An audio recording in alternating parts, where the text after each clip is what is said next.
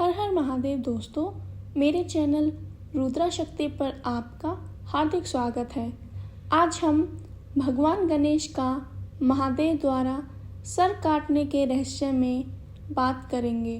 तो दोस्तों, इतना तो हम सब जानते हैं कि माता पार्वती जानवी कुंड पर स्नान करने के लिए जाती है और वहाँ बार बार कोई ना कोई विघ्न डालने के लिए माता पार्वती के पास पहुंच जाता है।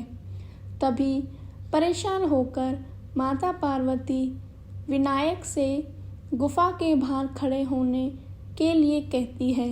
तभी विनायक माता को वचन देते हैं कि उनके होते हुए कोई भी गुफा में प्रवेश नहीं कर पाएगा। जब एकांतवास से महादेव कैलाश आते हैं तो महादेव विनायक को बताते हैं कि वह उनके पिता हैं।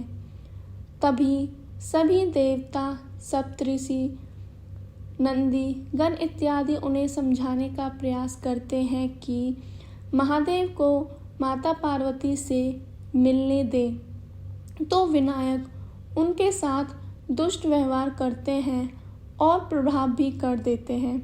तो दोस्तों, हम सबके मन में एक सवाल यह भी आता है कि महादेव तो त्रिकालदर्शी थे, उन्हें तो आने वाली हर घटना का आभास होता है, तो फिर उन्होंने यह सब क्यों होने दिया, रोका क्यों नहीं।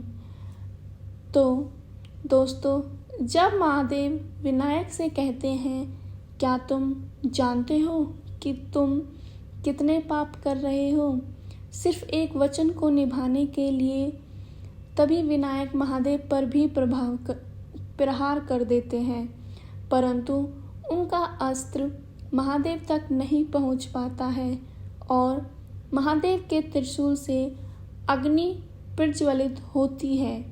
ना चाहते हुए भी विनायक का सर उनके शरीर से अलग कर देते हैं। तो विनायक का सर कटने का एकमात्र कारण केवल सभी के साथ दुष्व्यवहार या सभी के साथ पाप करना ही नहीं था, बल्कि ऋषि कश्यप से महादेव को मिला श्राप भी था। तो एक बार की बात है, सूर्यदेव को अपने ऊपर बहुत घमंड हो जाता है, वह अहंकार से भर जाते हैं। तभी महादेव सूर्यदेव का सर काट देते हैं। यह सब ऋषि कश्यप के सामने होता है। सूर्यदेव और समस्त देवता ऋषि कश्यप की संतान हैं। तभी ऋषि कश्यप महादेव को श्राप देते हैं कि जैसे आपने मेरे पुत्र का सिर मेरे सामने काटा है, आपको श्राप देता हूँ कि आने वाले समय भी आपको भी इस दुख की अनुभूति होगी जब आप स्वयं अपने पुत्र का सिर अपने हाथों से काटेंगे। तभी महादेव ऋषि कश्यप से कहते हैं कि उन्होंने सूर्यदेव का सिर उनके अहंकार से मुक्त करने के लिए काटा था। अब सूर्यदेव अहंकार से मुक्त हो गए हैं। अब मैं पुनः इनका सिर इन्हें लौटाऊंगा। तब महादेव पुनः उनका सर उन्हें लौटाकर सूर्यदेव को जीवित करते हैं।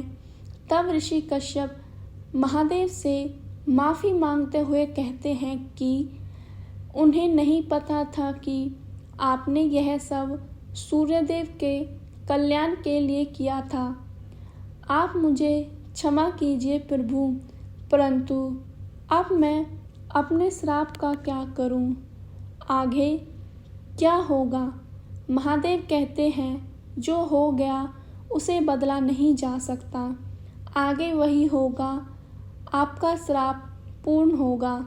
इसी कारण ना चाहते हुए भी महादेव को अपने हाथों से अपने पुत्र विनायक का सर काटना पड़ता है। धन्यवाद दोस्तों।